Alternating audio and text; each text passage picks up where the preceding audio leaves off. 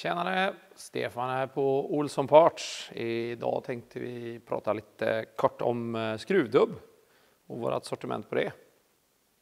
Det är viktigt att tänka på klackhöjden på däcket när man väljer sin skruvdubb, då de finns i lite olika längder. Och den dubb man använder ska ha 1 mm marginal mellan längd och däckets klackhöjd. Det vill säga då den här 18 mm dubben, då ska man ha en klackhöjd på minst 17 mm. Och det är då för att kordens tjocklek på däcket varierar. Och så att man inte kör punktering på när man skruvar i dubben.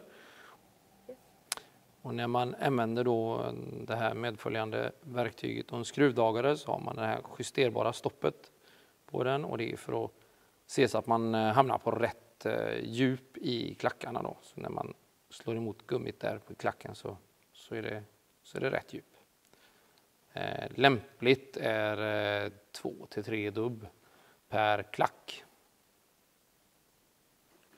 Och är man osäker så är det alltid bättre att välja ett kortare dubb. Så in och kolla på hemsidan och mät era däck. Så lycka till i halkan i vinter. Ha det bra, hejdå!